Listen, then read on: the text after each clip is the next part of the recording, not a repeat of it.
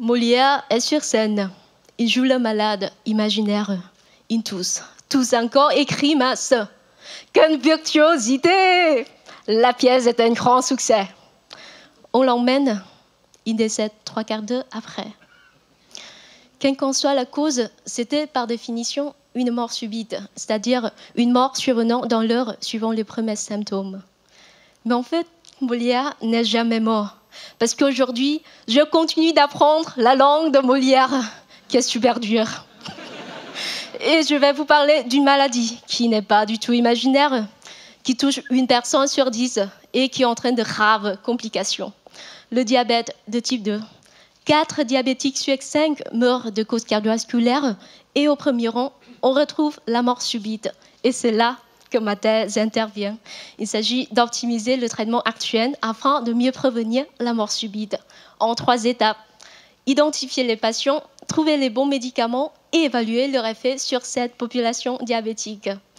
D'abord, qui est diabétique ici? Ah, voici un gentilhomme de 50 ans, d'1,80 m pour 100 kg. Vous me dites que vous fumez chaque jour un paquet, vous buvez encore une bouteille de vin et que vous avez eu un AVC. Selon notre modèle, statistiquement, vous avez 50% de chance d'avoir une mort subite dans les 5 ans. Vous avez tous compris.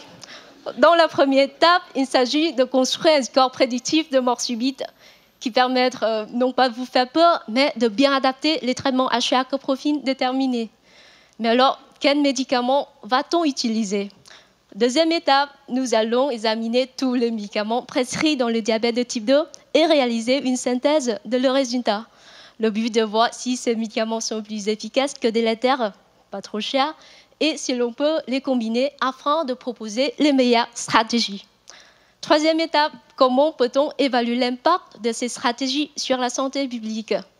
Il faudra mener des essais cliniques sur un panel de patients, mais c'est long, coûteux et ça génère même des questions de bioéthique. Alors, notre équipe a innové.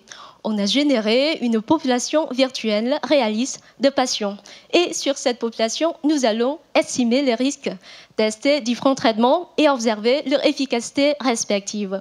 Nous pourrions ensuite envisager d'appliquer aux patients réels les meilleurs traitements possibles.